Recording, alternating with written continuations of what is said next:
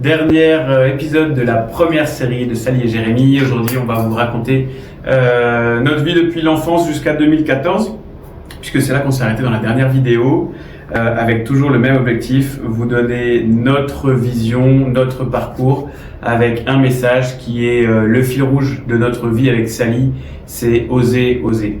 Alors moi, je suis né en 88 à Lille. J'ai 3 frères et sœurs. Je suis né dans une famille chrétienne avec une bonne éducation, vraiment une famille aimante. On a vraiment grandi dans l'amour. Encore aujourd'hui, quand on se rencontre, on passe des super moments, même si on s'appelle que on a la chance d'être cette belle famille unie. Mon père a travaillé dans les ressources humaines pour une grande entreprise pendant quasiment 20 ans, ce qui nous a fait beaucoup déménager entre le Nord, la Savoie, puis la région parisienne. Je pense que ça a dû jouer un rôle dans ma vie sur le fait que j'ose me déplacer, quitter un confort pour aller vers ce qui m'attend. Ajouter à ça l'éducation de mes parents qui nous ont toujours poussés à être autonomes. Je me rappelle de ma mère qui me dit que mon père l'incitait beaucoup à nous laisser partir en grand scout, en centre aéré, en colonie, etc. Et que pour elle, c'était pas naturel, c'était pas évident, mais que leur objectif à mes parents, de voir leurs enfants capables de voler de leurs propres ailes. Et même si, avec mes frères et sœurs, on a passé pas mal de temps à l'étranger, et moi encore plus maintenant, ce qui n'est pas évident pour ma mère d'être loin de nous. Je pense que au fond d'elle, elle voit bien tout l'épanouissement, et c'est grâce à elle qu'on a la chance d'être autant épanoui, et chacun de nous de faire vraiment ce qu'on veut et ce qu'on aime. Côté activité, donc scoutisme, tennis. Moi, j'ai fait de la clarinette pendant 7 ans parce que ça m'a apporté quelque chose, je sais pas, mais j'ai bien aimé. Le caté, l'aumônerie, des super amis, des super rencontres. C'est vraiment des très chouettes souvenirs, en plus de toutes les bonnes valeurs que ça m'a inculqué et que ça m'a amené. Après, j'ai eu une enfance, une adolescence plutôt classique. Les années collège où j'embêtais extrêmement mes grandes sœurs, énormément, et je m'en excuse encore. Je le regrette. Moi, j'ai pas de souvenirs parce que j'ai une mémoire de poisson rouge et surtout qui se rappelle que des bonnes choses. Mais elle m'en reparle des fois et maintenant on en rigole. Mais je sais que j'ai pas toujours été très cool. Une adolescence qui a dû ressembler à une adolescence, et tous ses côtés. Mais voilà, rien d'extravagant. Une enfance, une adolescence normale. Et ensuite, côté études, eh bien, j'ai fait un bac STI, donc j'étais sur des fraiseuses et des tours. Vraiment un truc très manuel. À la suite de quoi, alors on s'est rendu compte assez tôt dans mes études, quand j'étais en CE2, que j'étais HPI. Ça, j'ai pas compris avant très longtemps ce que ça voulait dire, mais aussi dyslexique. J'avais un niveau de lecture de CP quand j'étais en CE2, et ça m'a suivi longtemps. Difficulté à comprendre des textes et beaucoup d'autres choses. Je me rappelle très bien que lors de tout mon parcours scolaire, j'ai eu des tiers-temps, et malgré un tiers du temps en plus, quand mes collègues n'arrivaient pas à finir l'examen, et j'y arrivais pas non plus.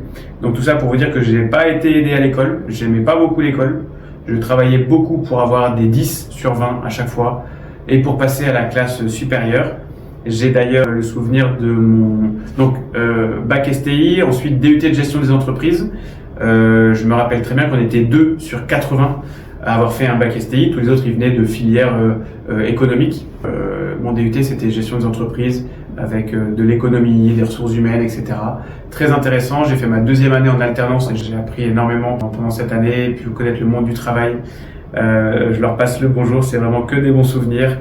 J'ai enchaîné ensuite avec une école d'ingénieur, puisque envie de poursuivre les études, cette opportunité de cette école qui s'est présentée à moi, l'ESEP, basée à Angers, avec comme cursus environnement, sécurité, qualité, tourné vers l'international.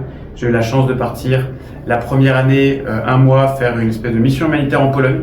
On était dans une école, on a aidé l'école, on a retapé l'école, on a élagué la forêt, ensuite on a fait une 2e mission un peu plus dans la campagne. C'est là-bas où j'ai enfin osé parler l'anglais, puisque j'avais passé auparavant 3 mois d'études en Finlande, que j'avais juste appris à mieux comprendre, mais là j'étais le seul francophone, donc obligé de parler anglais, et heureusement, sinon je pense que quand j'aurais rencontré Sally, probablement que j'aurais pas osé aller plus loin, parce qu'il n'y avait pas eu ce petit déclic qui me permettait de parler anglais, même si c'était pas un bel anglais. Et l'année suivante, j'ai eu la chance de partir 5 mois en Espagne, à Séville, une superbe expérience. Et la dernière année, j'ai moi-même fait le choix, parce que c'était pas obligatoire, tout comme mon mois en Pologne. J'aurais juste pu faire une découverte d'une entreprise en France. J'ai fait le choix d'aller faire cette mission en Pologne. Là, il y a encore le message de oser, toujours oser. C'est vraiment le message que je fais que répéter quand je me dis quel est le message que je passe aujourd'hui.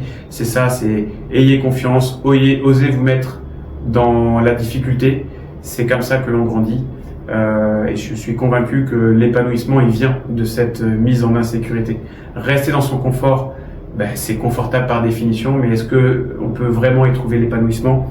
Je pense que ça dépend de chaque personne. Et pour ma part, pour ma personnalité, j'ai vraiment eu besoin, toujours, toute ma vie, et encore maintenant, de me mettre dans l'inconfort pour aller vers un épanouissement plus grand et pour me retrouver. Donc après, j'ai fait 5 mois en Espagne, j'ai fait 4 mois au Mexique, je suis parti chez Maped, une belle boîte française.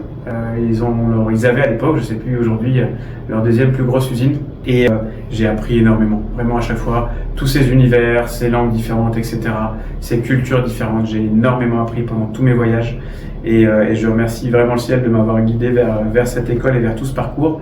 Et j'ai réussi finalement, avec difficulté, et avec l'aide de mon papa et de ma grande sœur, qui m'ont aidé pour faire mon dossier de fin d'études de DUT et d'école d'ingénieur. Parce que peut-être à cause de ma dyslexie ou d'autres choses, 3 jours avant de rendre mon examen final, le dossier final d'études, j'étais en stress complet, tétanisé, incapable de finaliser. Et donc c'est mon père et ma sœur qui m'ont aidé là-dessus. Et donc j'ai fini par avoir mon diplôme d'ingénieur. J'en suis très content et très fier. Suite à quoi, je suis parti avec mon meilleur pote Damien en voyage en Amérique latine. C'est ce qui jusqu'à présent reste mon meilleur voyage, et là ce qui nous attend avec Sally, pour moi il y a des belles similitudes, et j'espère vivre une expérience tout aussi extraordinaire, puisque le voyage avec Damien c'était 1 mois, 40 jours, avec sac à dos, chaussures de rando, et on a fait le sud du Pérou, l'ouest de la Bolivie, le nord du Chili, et c'était juste extraordinaire. On a voyagé, on a dormi chez l'habitant, on a voyagé en stop, on a fait tout ce qu'on a fait on est parti 3 jours en autonomie avec juste un peu d'eau dans le sac, des boîtes de conserve, notre tente, en trek, voilà. Et c'était juste extraordinaire. Avant que je trouve mon premier boulot, et là je voulais vous raconter la petite histoire, parce que là encore il y a de l'audace dans la démarche. Mon premier job, c'était un email que j'ai reçu de mon école d'ingénieur. Ils envoient des emails quand ils ont des offres d'emploi à tous leurs anciens. Et là, c'était une phrase. C'était recherche ingénieur QHSE en rotation en Angola. Point. Et là, je me suis dit, à la place de faire comme tout le monde et d'envoyer un CV, une lettre de motivation bidon, je vais appeler.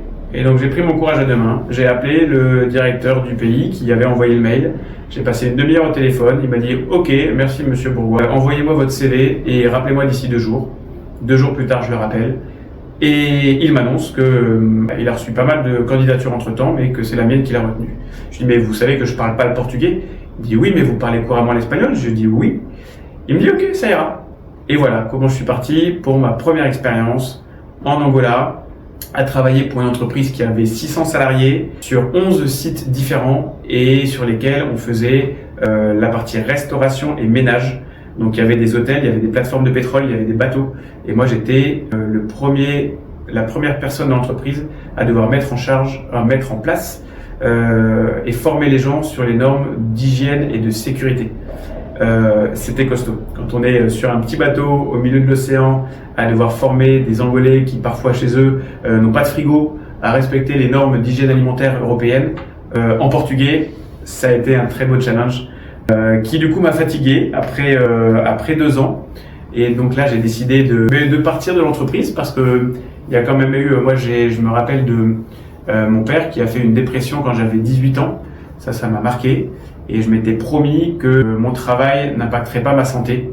Donc je suis un très gros bosseur, mais j'arrive à mettre la limite, parfois un peu tard, mais en tout cas j'essaie de toujours être conscient du stress que ça génère en moi. Et du coup, j'ai fait le choix de quitter la société, et avant même d'avoir eu le temps de partir, je m'étais dit, je pose pas 50 000 CV, je vais rentrer en France, faire les fêtes de fin d'année, et je me mettrai à rechercher du travail l'année prochaine.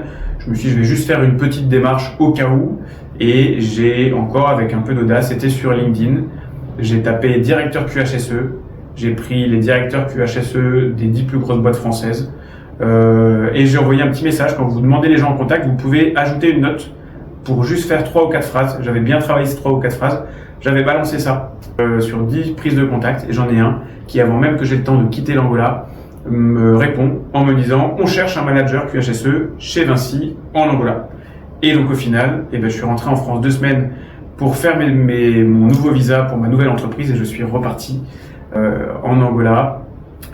Et donc après la suite vous la connaissez, c'est là où j'ai rencontré Sally, etc. Mais là encore il y a eu un peu d'audace de ma part de juste faire ce post LinkedIn.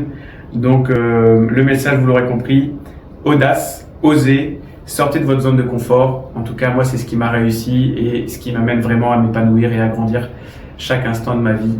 Voilà, je vous laisse avec Sally qui va vous raconter un petit bout de son parcours et puis je vous dis à très bientôt. Ciao.